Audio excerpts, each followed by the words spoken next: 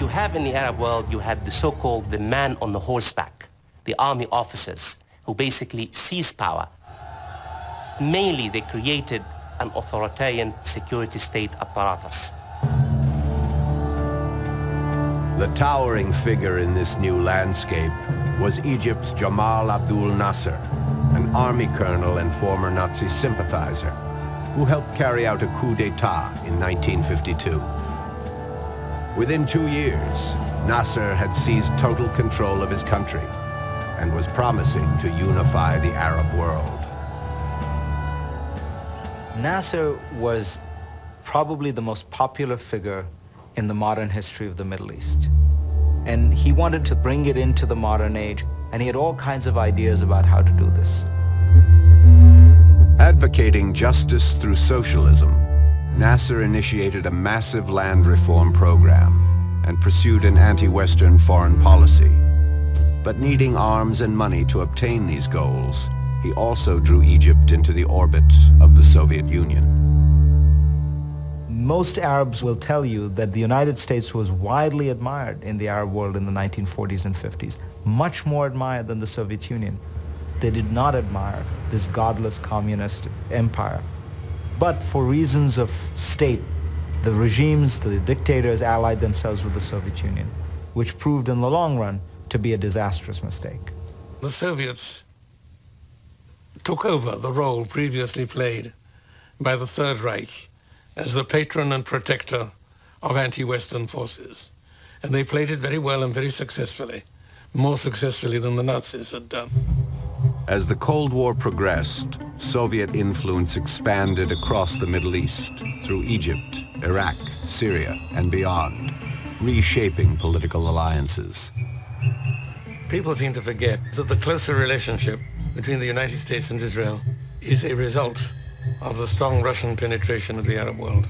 The Soviets were moving in strength, establishing bases, making treaties, and beginning even to direct the foreign policies of Arab countries. And it was then and only then that the United States began to move closer to Israel. Nasser's policies also energized the forces of extremist Islam. When seizing power, Nasser had promised to work with the Muslim Brotherhood, but as his regime unfolded, he increasingly marginalized them. Infuriated, the Muslim Brothers made several attempts on Nasser's life, provoking widespread arrests.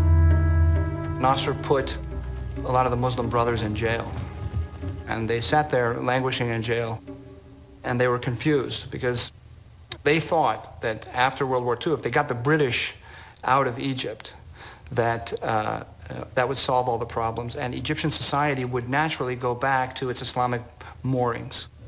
But that didn't happen. In prison, many of the Muslim Brothers were executed. But on the street, the movement was growing. By the late 1950s, the Brotherhood had over 500,000 members and had formed an alliance with the United States, which poured money into its efforts, hoping to thwart Nasser and contain communism. But Nasser's economic policies were already failing, even with Soviet support. What you get in Egypt, as well as in other countries in the region, is a growing, almost permanent economic crisis. Rapidly increasing population, with no corresponding increase in the means of feeding that population. In 1967, trying to draw attention away from his economic woes, Nasser led the Arab states in a massive military buildup with the goal of destroying Israel and thus forever expelling Western influence from the region. In response, Israel launched a preemptive attack, routing the Arab armies and taking control of lands, including the West Bank, the Gaza Strip, and Jerusalem. The 1967 war, in which Israel is able to defeat the Arab armies in 6 days, is the great tragedy of modern Arab history, because not only had they not succeeded economically, politically, they couldn't even defeat this tiny country.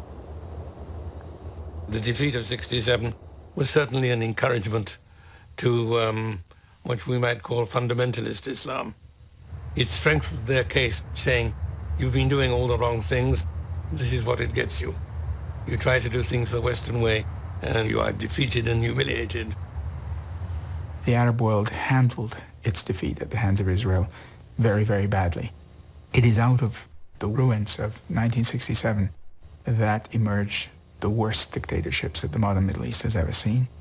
Tyrannies that exceed in their brutality anything that was present in the Middle East before 1967.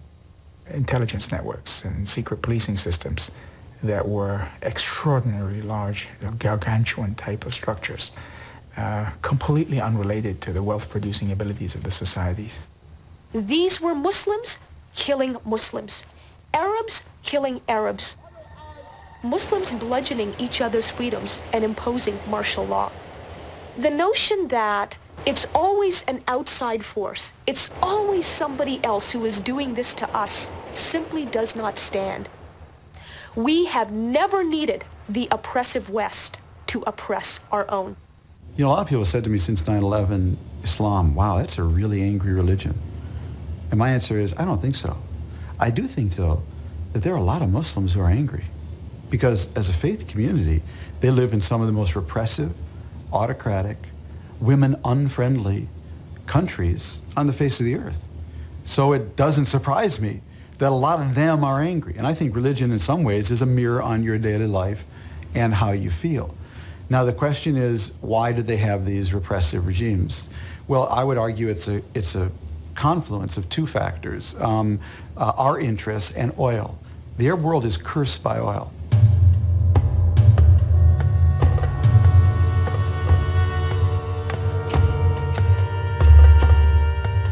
Around the early 1970s, oil becomes the liquid gold. All of a sudden, you don't need to modernize your society. All you have to do is drill a hole in the ground, get the oil out and sell it. This makes for economic stagnation, but it also makes for political stagnation because there's always money for the secret police, there's always money for the army, and there's money to bribe people into a certain kind of dependence. We are familiar with the doctrine, no taxation without representation. What Muslims are learning painfully is that the converse is also true. Governments in receipt of oil revenues don't need to tax their subjects. They don't need to have representative assemblies to help them impose and collect the taxes. Backed by their oil profits, Middle Eastern dictators have brutally suppressed all opposition, allying themselves with extremist clerics to consolidate their power and contain dissent. Since the 1970s, Saudi Arabia and other oil-producing states have spent millions, hundreds of millions of dollars on trying to use Islam as a legitimizing tool.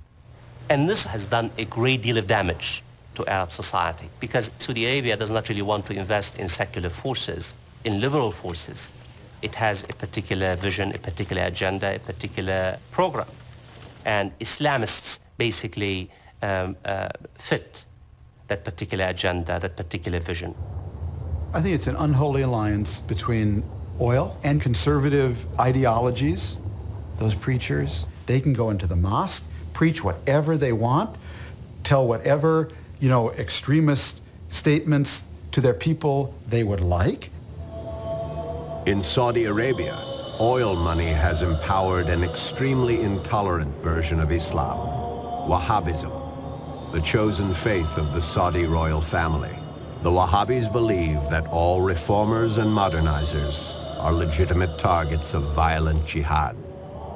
An inherent part of Wahhabism is to preach a jihadist philosophy. To even call it a philosophy is overly charitable because it is a Spartan, very, very arid type of faith. You have your rules, they are cruel rules, you violate them, you're a dead woman or you're a dead man. Imagine that the Ku Klux Klan or some such organization manages to get control of all the oil of Texas and uses the proceeds of Texas oil to establish a network of well-endowed schools and colleges all over Christendom and beyond, peddling their very peculiar brand of Christianity. That would give you some equivalent, a rather pale equivalent, of what has happened in the Islamic world. Over the last 3 decades, Wahhabi influence has extended well beyond the boundaries of Saudi Arabia through religious schools, charities, camps, and social organizations. If you wanted money for an Islamic center in Indonesia, you got the money from the Saudi government or a Saudi charity, but it meant you had to either employ a Wahhabi preacher or accept the Wahhabi idea. And this has created a kind of globalization of Wahhabi Islam. One result of the Wahhabi point of view is that it has resulted in a sense that, no, there's only one correct view. The other views are all heretical. 40 years ago, the Islam you would have seen around the world was an Islam that was very tolerant, capable of mixing with local cultures, tolerant of modernity, tolerant of the role of women in modern societies. And then you began to see the rise of this Wahhabi influence. People saying, no, you need something that's pure. Osama bin Laden was raised within the Wahhabi doctrine. Some members of the Saudi royal family and Saudi charities allegedly fund Al-Qaeda, Hamas, and other terrorist organizations. And their clerics have reinterpreted the holy law of Islam, leading many Muslims to believe that terrorism is mandated by the Quran.